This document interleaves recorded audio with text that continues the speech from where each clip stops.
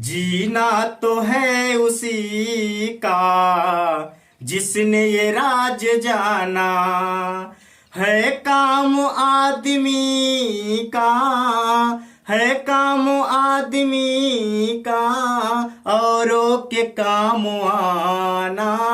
जीना तो है उसी का जिसने ये राज जाना।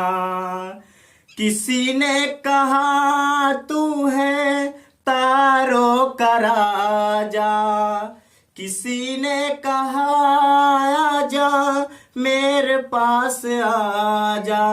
किसी ने दुआ दी किसी ने बधाई, सबकी तू आंखों का तारा बने।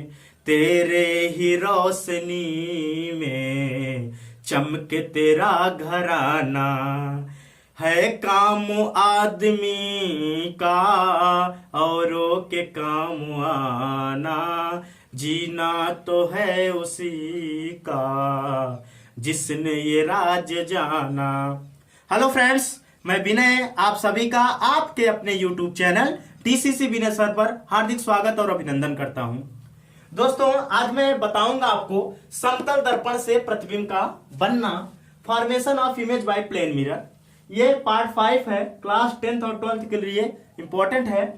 और चैप्टर फर्स्ट गोलीय दर्पणों के द्वारा प्रकाश का परावर्तन, जो रे ऑप्टिक्स था, उसी श्रृंखला को मैं इंक्रीज कर रहा हूं। ये पार्ट 5 आज मैं डिस्कस करूंगा, जिसका सबसे पहला टॉपिक है समतल दर्पण से प्रतिबिंब का बनना, formation of image by plane mirror. तो दोस्तों, चलिए देखते हैं कि समतल दर्पण के द्वारा प्रतिबिंब कैसे बनता है।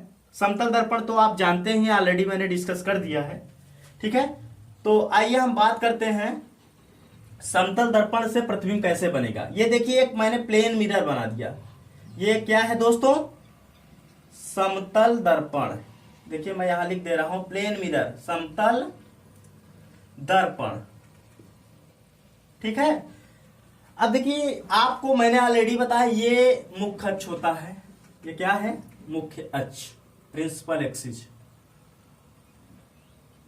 मुख्य अक्ष इसको ले लेते हैं हम लोग, मुख्य अक्ष।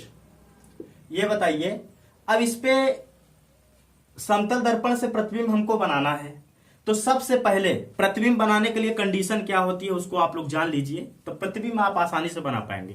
प्रतिबिंब बनाने के लिए वस्तु को आगे हम डिस्कस करेंगे ही करेंगे, अभी जान लीजिए, वस्तु को परावर्तक तल के सामने की ओर स्थित कराया जाता है।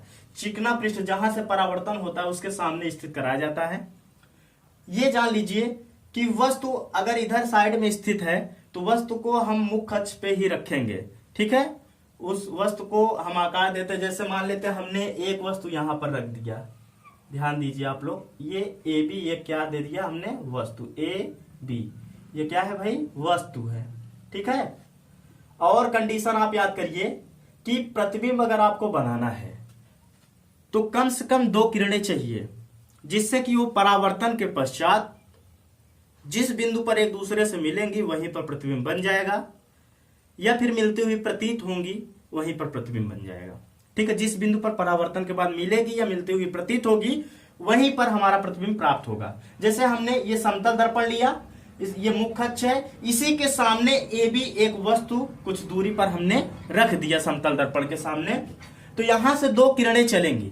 मान लेते हैं ये एक किरण मुख्य अक्ष के कैसे चली भाई? समांतर। कैसे चली? समांतर। एक चीज आप ध्यान दीजिएगा, ये मुख्य अक्ष के समांतर है, बट ये दर्पण हमारा समतल दर्पण कैसा? सपाट सीधा है। तो अगर आप लोग देखिए, जैसे मान लेते हैं ये देखिए, ऐसे ये किरण आ रही है, अगर मैं ऐसे आपको दिखाऊं, जरा देखिए ये कितने डिग्री का एंगल बना रही है? 90 डिग्री का। किसके साथ? समतल दर्पण के साथ। इसी तरीके से है, देखिए ऐसे है, इसी को मैंने ऐसे कर दिया, अगर देखेंगे आप इमेज में तो ऐसे दिखेगा, 90 डिग्री के एंगल बनाता है। और मैंने पहले ही आपको बता दिया है कि समतल दर्पण पर या प्लेन सरफेस पर यदि कोई प्रकाश किरण लंबवत आपतित होती है, कैसे आपतित होती है? लंबवत, तो बिना परावर्तन के, अर्थात परावर्तन तो होगा लेकिन वो इधर उधर नहीं जाएगी, उसी मार्ग से वापस लौट के चली जाएगी। अर्थात अगर ये रे ऐसे गई तो लौट करके इस तरीके से मार्ग से चली जाएगी। तो ये पहली कंडीशन हो गई, चलिए ठीक है। दूसरी कंडीशन की हम लोग बात करें, हम एक किरण यहां से लेकर आते हैं, देखिएगा सभी लोग, इमेज बनाना सीखिए। अभी तो इजी इजी इमेज हम लोग बना रहे हैं समतल दर्पण के द्वारा। अभी हमारा गोलीय दर्पण के द्वारा प्रतिबिंब बनना सिखाएंगे हम आप लोगों को, प्रतिबिंब बनाना। देखिए अब ये किरण गई, लंबवत गई तो वापस चली गई, हमने पढ़ा है। अब दूसरी किरण आ रही है। अब ये बताइए आप लोग, अगर ये अभिलंब है, ये भी देखिए ये अभिलंब है, तो अगर हम लोग देखें तो ये भी कितना डिग्री के एंगल बना रही है? 90 डिग्री के एंगल। कितना बना रही है? 90 डिग्री का। अगर ये भी 90, ये आपतित किरण है। ये क्या है? आपतित, मतलब आके गिरने वाली किरण। तो आपतित किरण समतल दर्पण के साथ कोण बनाती है आई, ठीक है। और ये किसका काम करेगा? नॉर्मल का, अभिलंब का काम करेगा। किसका काम करेगा? अभिलंब का। ये दूसरी किरण के लिए हम बात कर रहे हैं, आई, ये आई हो गया, ये अभिलंब हो गया। अब यहां जब आएंगे तो परावर्तन होगा, क्योंकि 90 डिग्री के एंगल पे आई नहीं है, इसलिए ये उसी मार्ग से नहीं लौटेगी। तो ये कुछ यूं जितना कोण बना के आई है आप अभिलंब के साथ, उतना ही कोण परावर्तित किरण बना के चली जाएगी। तो अर्थात ये वाला कोण क्या हो जाएगा? आर। और ऑलरेडी हम लोगों ने पढ़ा है आई और आर आपस में क्या होते हैं? बराबर, समतल दर्पण में या समतल पृष्ठ में। तो आप देखिए एक किरण सीधा गई, लौट के चली गई, दूसरी किरण ऐसे आई, परावर्तन के बाद ऐसे चली गई। आप बताइए परावर्तन के बाद क्या दोनों किरणें कहीं आपस में मिली? नहीं मिली। देखिए ये वाली ऐसे गई, ऐसे चली गई, ये वाली ऐसे आई, ऐसे चली गई, ये वाली ऐसे लौट के जा रही है परावर्तन के बाद, ये वाली ऐसे जा रही है, कहीं एक दूसरे से मिल नहीं रही है। और जब किरणें मिलती नहीं है तो उसको हमको मिलाना पड़ता है, डाट डाट करके पीछे बढ़ाना पड़ता है। तो अब देखिए ये परावर्तन के बाद ऐसे जा रही है, तो इसको हम लोग डाट डाट करके कुछ पीछे ऐसे दोस्तों बढ़ा देंगे। इस तरीके से ध्यान दीजिएगा, इस तरीके से डाट डाट करके हमने इसको बढ़ा दिया, ठीक। और इधर भी आप लोग ध्यान दीजिए, ये भी किरण जैसे है, अब ये ऐसे गई, लौट करके ऐसे गई, तो इसको भी हम लोग सोचेंगे पीछे से जा रही है। इस तरीके से हमने इसको भी डाट डाट करके पीछे बढ़ा दिया। अब आप बताइए दोनों किरणें कहीं मिली डाट डाट करने पर? यहां मिली, देखिए यहां पर मिली, तो यहीं पर हमारा इमेज बन गया। यही क्या है? इमेज। इसका नाम हो जाएगा, मान लेते ए डैश बी डैश। ये क्या हो गया? प्रतिबिंब हो गया, ये प्रतिबिंब हो गया। तो आप लोगों ने देखा कि यहां पर वास्तविक प्रतिबिंब बन रहा है कि आभासी प्रतिबिंब। हम लोग किरणों को डाट डाट किए हैं, तो प्रतिबिंब कैसा है भाई? आभासी है। और आभासी प्रतिबिंब उल्टा बनता है, सीधा बनता है।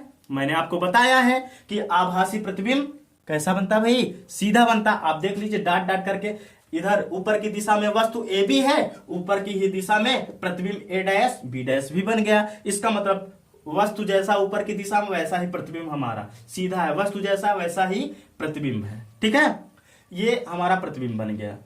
इसका मतलब यहां ये मान लेते हैं ये ध्रुव होगा, इसको ओ से रिप्रेजेंट करें तो ओ की इधर वस्तु ओ ए दूरी पर है और प्रतिबिंब ओ ए डैश दूरी पर बन रहा है। तो हम लोगों ने देख लिया कि प्रतिबिंब हमारा क्या बना? ए डैश बी डैश। अब इसकी कुछ कंडीशन हम लोग अप्लाई करते हैं। जैसे अगर इसको लिखना है, हम यहां लिख लेते हैं प्रतिबिंब। क्या लिखते हैं? कैसे लिखेंगे आप लोग? प्रतिबिंब, इमेज। प्रतिबिंब हमारा क्या बना भाई? ए डैश बी डैश। क्या बना? ए डैश बी डैश। एक चीज इसमें 3 पॉइंट हम लोग जानेंगे। पहला नंबर, सदैव प्रतिबिंब कैसा बनता है? इसमें किसमें? ये समतल दर्पण की बात हो रही है। समतल दर्पण में प्रतिबिंब सदैव कैसा बनता है? आभासी। देखिए कैसा बन रहा है? आभासी। और जब आभासी है तो प्रतिबिंब कैसा होगा? आभासी सीधा। इसका मतलब समतल दर्पण में जो प्रतिबिंब हमारा बनता है वो आभासी सीधा बनता है। और दूसरा कंडीशन क्या होती है ये भी जान लीजिए। आभासी सीधा तो है ही है, और कैसा है? जितनी बड़ी वस्तु है उतना बड़ा प्रतिबिंब है। देखिए जितनी बड़ी वस्तु है उतना बड़ा प्रतिबिंब, अर्थात वस्तु की लंबाई बराबर किसकी लंबाई? प्रतिबिंब की लंबाई। प्रतिबिंब की लंबाई, ध्यान दीजिएगा, वस्तु की लंबाई बराबर प्रतिबिंब की लंबाई। या दूसरे शब्दों में हम कहें, ऐसे भी लिख सकते हैं कि ए बी बराबर, ध्यान दीजिए, ए बी बराबर ए डैश बी डैश, अर्थात वस्तु की लंबाई के ही बराबर क्या बनेगा? प्रतिबिंब बनेगा। और तीसरा पॉइंट आप बताना चाहे तो बता सकते हैं, जितनी दूरी पर वस्तु रहेगी, अर्थात यहां से ओ ए से, उतनी ही दूरी पर आपका प्रतिबिंब भी बनेगा, अर्थात ओ ए डैश। तो 3 कंडीशन हम लोगों ने यहां देखा। अगर आपसे कोई पूछेगा कि समतल दर्पण से प्रतिबिंब बनाने की स्थिति किरण आरेख बना के बताइए, तो आप बताइए कि जब कोई वस्तु समतल दर्पण के सामने स्थित होती है तो समतल दर्पण के द्वारा उसका प्रतिबिंब आभासी सीधा वस्तु के बराबर तथा वस्तु से समान दूरी पर प्राप्त होता है, ए डैश बी डैश। ये हमारा प्रतिबिंब हो गया। समतल दर्पण से प्रतिबिंब कैसे बनता है हम लोगों ने देख लिया। एक चीज ध्यान दीजिएगा, समतल दर्पण में आप ऐसा सोचिए, जब भी आप समतल दर्पण पे अपना प्रतिबिंब देखते हैं तो आपका प्रतिबिंब सीधा दिखाई देता है, लेकिन साथ साथ एक चीज और होता है, आपका दाहिना सिरा जो जैसे दाहिना हाथ है उसमें बाईं ओर दिखाई देगा, और जो आपका बायां हाथ है वो उसमें दाहिनी ओर दिखाई देता है। ठीक है, इसी को कहते हैं पार्श्व परिवर्तन। इसी को क्या कहा जाता है? पार्श्व परिवर्तन। पार्श्व परिवर्तन में क्या होता है कि व्यक्ति का या किसी वस्तु का दाहिने सिरा प्रतिबिंब में बाईं ओर होता है, अब बायां सिरा प्रतिबिंब में दाहिनी ओर होता है। इसी को पार्श्व परिवर्तन कहते हैं। तो जो दर्पण है, कौन सा दर्पण? समतल दर्पण। समतल दर्पण में पार्श्व परिवर्तन ही होता है, प्रतिबिंब बिल्कुल सीधा होता है, वस्तु के बराबर होता है, वस्तु के बराबर दूरी पर भी प्रतिबिंब बनता है, सदैव आभासी सीधा बनता है, लेकिन उसमें पार्श्व परिवर्तन होता है, अर्थात दाहिना सिरा बाईं ओर और बायां सिरा दाहिनी ओर उसमें दिखाई देता है। ये तो हो गया समतल दर्पण के द्वारा प्रतिबिंब का बनना। आइए हम लोग और आगे डिस्कस करते हैं।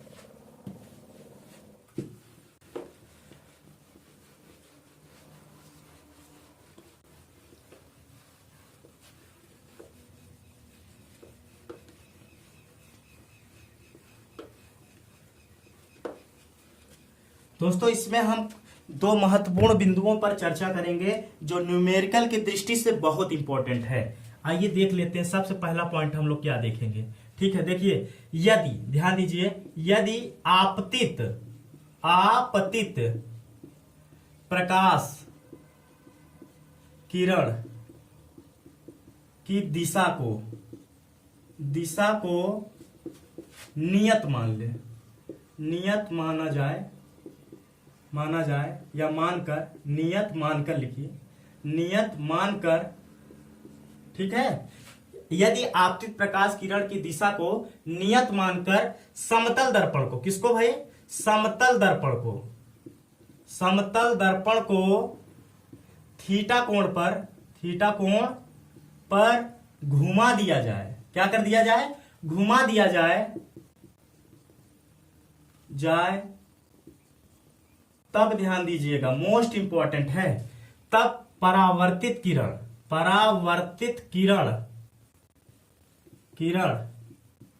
2 थीटा कोण घूम जाती है। अब आप कहेंगे सर ये आपने क्या बताया? देखिए, यदि आपतित प्रकाश किरण मतलब आने वाली प्रकाश की किरण की दिशा निश्चित हो, उसको हम ना बदले, जैसे आ रही है उसी तरीके से आएगी, ना बदला जाए, नियत कर दिया जाए, निश्चित कर दिया जाए, मान करके समतल दर्पण को यदि हम कोण थीटा कोण पर झुका दे, जैसे ये मान लेते समतल दर्पण है, इस तरीके से देखिए, अभी मैं फिगर बना के एक न्यूमेरिकल करा दूंगा, आपका कंसेप्ट क्लियर हो जाएगा।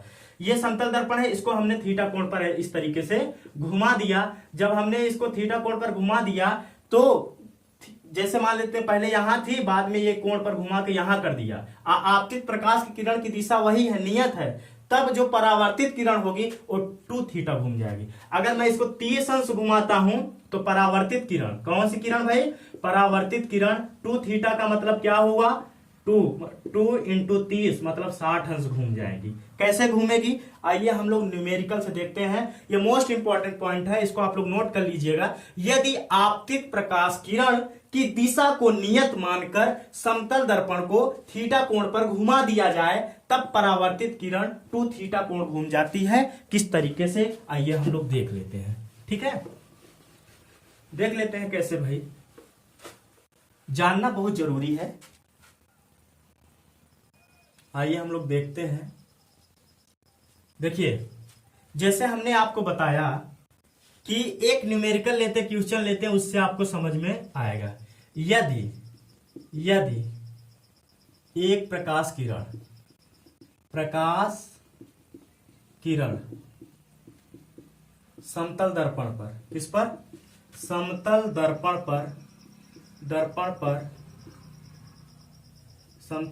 पर 50 अंश का आपतन कोण बनाकर आपतित होती है।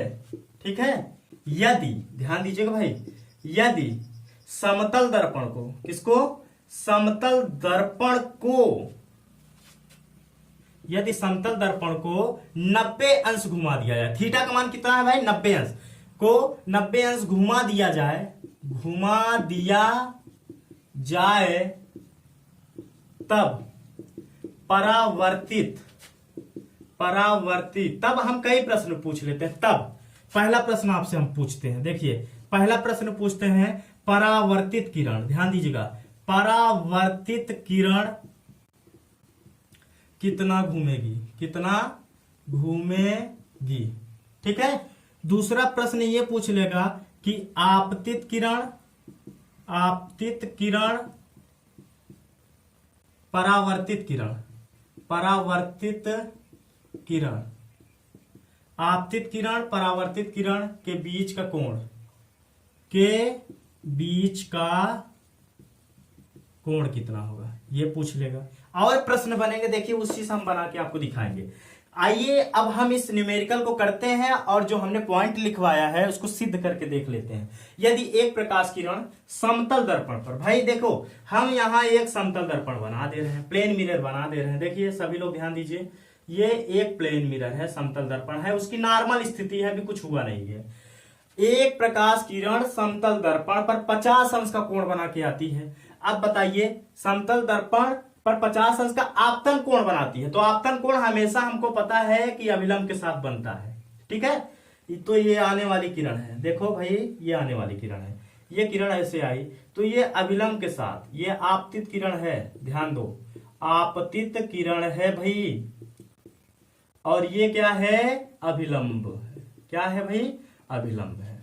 ये बनाई है 50 अंश, तो हमको पता है जब ये 50 बनाई है तो परावर्तित किरण कितना होगी, परावर्तित किरण, किरण तो है, इसका परावर्तन कोण कितना होगा, ये भी 50 अंश होगा, क्योंकि आपतन कोण बराबर परावर्तन कोण, इतना नॉर्मली दे रखा है, ठीक है।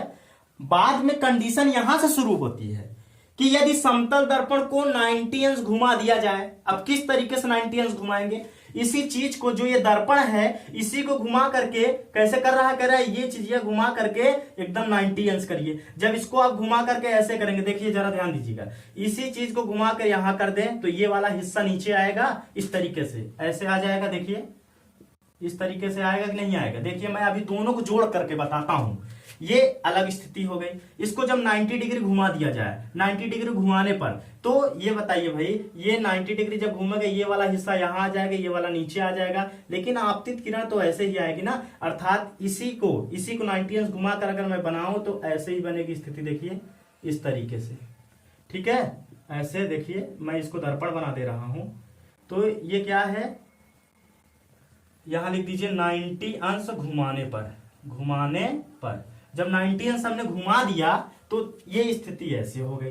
अब आपतित किरण तो वही है, आपतित किरण की दिशा नहीं बदलेगी, आपतित किरण तो वही है। अब ये बताइए, अभी तक हमारे पास दर्पण ये था, अब हमारे पास भाई दर्पण कौन हो गया, बताइए आप।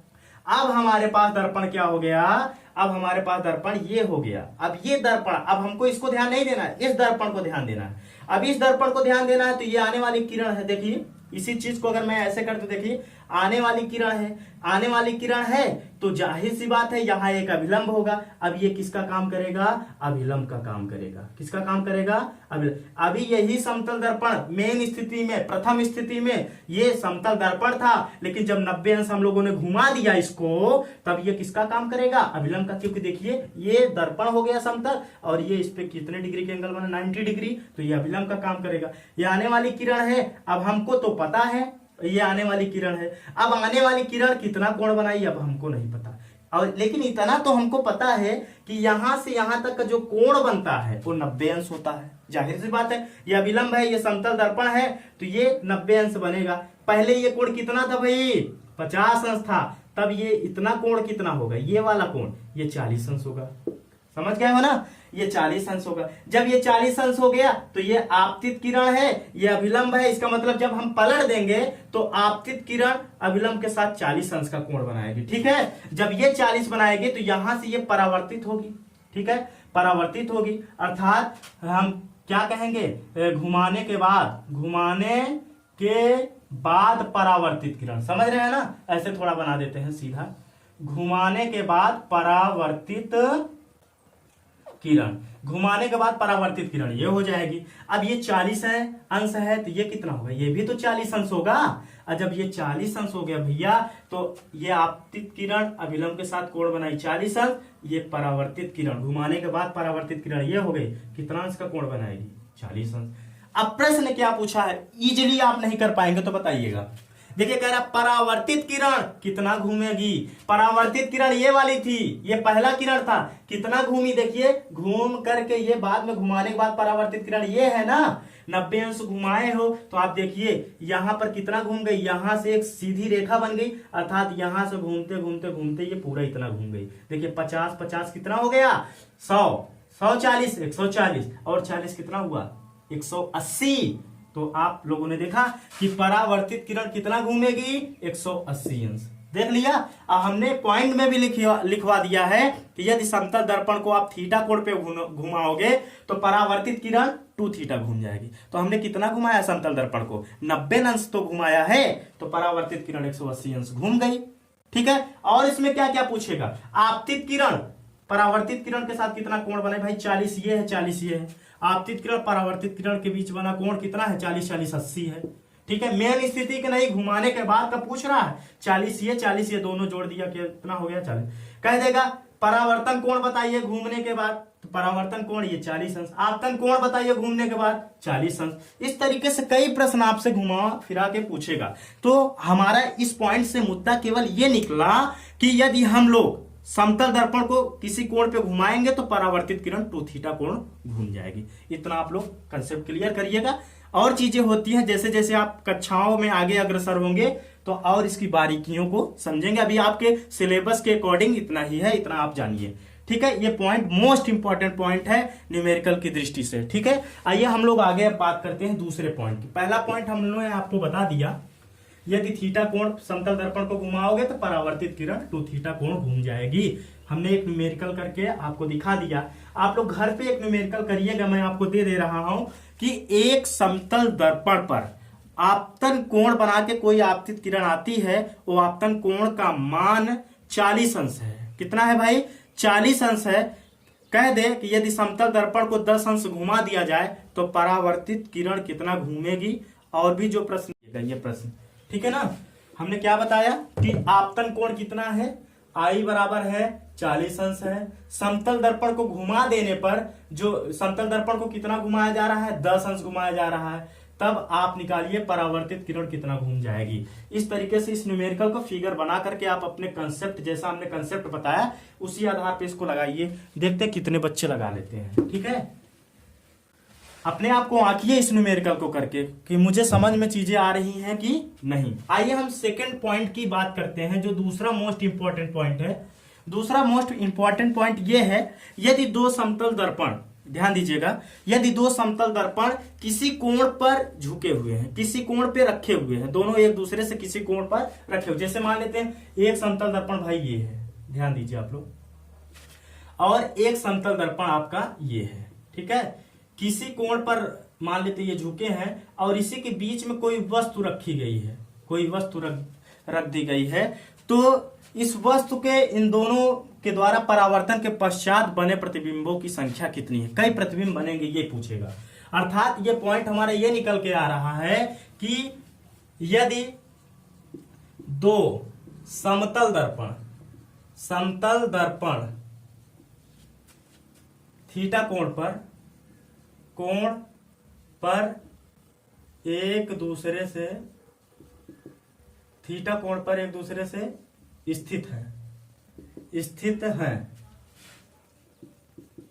यदि इनके बीच में कोई वस्तु रख दी जाए तब बने प्रतिबिंबों की संख्या ज्ञात कीजिए। बहुत इंपॉर्टेंट है, संख्या ज्ञात कीजिए। देखिए दोस्तों, मैं आपको बताना चाहता हूं कि आप जितना बेहतर हो सके फिजिक्स को पढ़िए, क्योंकि लोगों का ये कहना है कि फिजिक्स केमिस्ट्री बड़ी बेवफा, संझक रटो सवेरे सफा। लेकिन मेरा ये मुद्दा है कि मैं आपको सिखा के छोड़ूंगा, क्योंकि ये कठिन नहीं होता है, इसके कंसेप्ट को समझना बहुत जरूरी होता है। न्यूमेरिकल तो से चुटकियों में आप लगा लेंगे, क्योंकि कंसेप्ट मेन होता है। कंसेप्ट अगर आपका नहीं आता है फिजिक्स में तो न्यूमेरिकल आपको नहीं आएगा, इसलिए कंसेप्ट पे फोकस करिए, न्यूमेरिकल ऑटोमेटिक आपको मैं सिखाने का पूरा प्रयास करूंगा। देखिए कह रहा है यदि दो समतल दर्पण थीटा कोण पर एक दूसरे से स्थित हैं, या थीटा कोण पर एक दूसरे से स्थित हैं, यदि इनके बीच में कोई वस्तु रख दी जाए तब बने प्रतिबिंबों की संख्या ज्ञात कीजिए। जैसे हमने अभी आपको बताया कि ये मान लेते हैं एक दर्पण ये है समतल दर्पण, और दूसरा समतल दर्पण भाई ये है, और दोनों के बीच थीटा कोण है, और कोई वस्तु यहां पर मान लेते कोई फूल ही है, ठीक है, फूल है, कोई फूल रख दिया गया, तो इस फूल के कितने प्रतिबिंब बनेंगे यही हमको जानना है। तो देखिए इस फूल के कितने प्रतिबिंब बनेंगे, पहला पॉइंट, इसका पहला पॉइंट आप जानिएगा, इस फूल के जो प्रतिबिंब बनेंगे दो तरीके से बनते हैं। पहला तो प्रतिबिंबों की संख्या, प्रतिबिंबों की संख्या क्या होगी, प्रतिबिंबों की संख्या n बराबर होगा 360 अंश बटे थीटा माइनस 1। ये कब के लिए दो कंडीशन आएगी, पहला कंडीशन ये हो गया, दूसरा कंडीशन प्रतिबिंबों की संख्या। दो कंडीशन इसमें याद रख लीजिएगा, तभी आप आसानी से कर पाएंगे।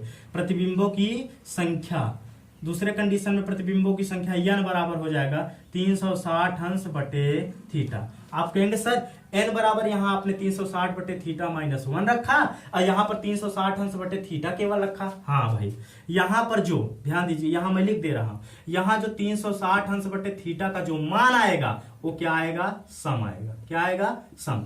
जब 360 अंश बटे थीटा का मान सम आएगा तब आप ये वाला फार्मूला अप्लाई करिए, 360 अंश बटे थीटा माइनस 1। और जब प्रतिबिंबों की संख्या आप n तब होगी जब 360 अंश बटे थीटा ये क्या होगा, 360 अंश बटे थीटा क्या होगा, विषम होगा। क्या होगा, विषम होगा। एक न्यूमेरिकल करके हम आपको दिखाते हैं। जैसे मैं आपसे कहूं कि ये पहला वाला न्यूमेरिकल करते हैं, पहला वाला न्यूमेरिकल हम लोग कैसे करेंगे कि मान लेते हैं कि एक समतल दर्पण है। क्या है, numerical number first, question first इसमें देखते हैं कि दो समतल दर्पण है। क्या है, दो समतल दर्पण है जो एक दूसरे से 60 अंश के कोण पर स्थित है। कितने अंश के दोस्तों, 60 अंश के कोण पर स्थित है। दोनों कितने के कोण पे हैं, ध्यान दीजिए, दोनों भाई हैं 60 अंश के कोण पे स्थित हैं। तो देखिए ये मान लेते हैं 60 अंश का कोण बना, ठीक है। इसका मतलब थीटा का मान कितना दे दिया, 60 अंश दे दिया।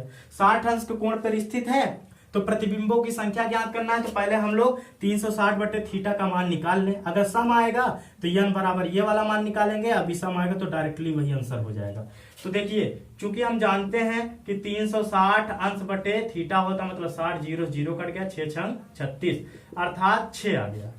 अर्थात ये 360 बटे थीटा का मान सम आया, विषम, सम आया। सम किसे कहते हैं, the number that is divisible by 2, वह संख्या जो 2 से कट जाती है उसे सम कहते हैं। तो 6 2 से कट जाता है, सम है। तो प्रतिबिंबों की संख्या n बराबर हम जानते हैं जब सम रहता है तो क्या होता है, 360 अंश बटे थीटा माइनस 1, अर्थात डायरेक्टली हमने इसका मान निकाल लिया है, 6 आया है माइनस 1, अर्थात 6 में से गया 5 आ गया। प्रतिबिंबों की संख्या कितनी होगी भाई, 5 होगी।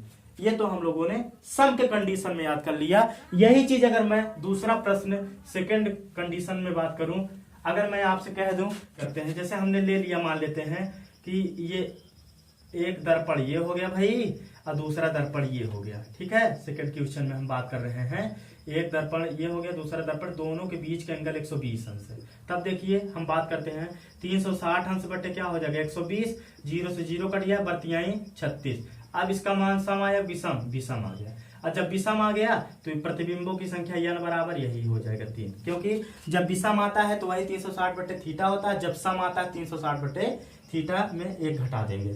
तो इस तरीके से सम और विषम का कंडीशन हमारे पास अप्लाई हो गया। कैसे न्यूमेरिकल आएगा इसको आप लोग ध्यान दीजिए। सम के लिए भी मैंने बता दिया, विषम एक मोस्ट इंपॉर्टेंट स्थिति बनती है इसी में, जिसको बच्चे हमेशा गड़बड़ी कर देते हैं, उसको ध्यान देना बहुत जरूरी है। देखिए कभी कभी ये होता है कि जैसे तीसरा कंडीशन इसी के अंतर्गत कि 300 यन का मान जो है 360 अंश बटे थीटा अगर हम निकाले, ये पूर्णांक में ना रहे, किस में ना रहे, पूर्णांक में ना रहे, पूर्णांक में ना रहे बल्कि भिन्न में आ जाए, किस में आ जाए, भिन्न में आ जाए, तब क्या कंडीशन होगी।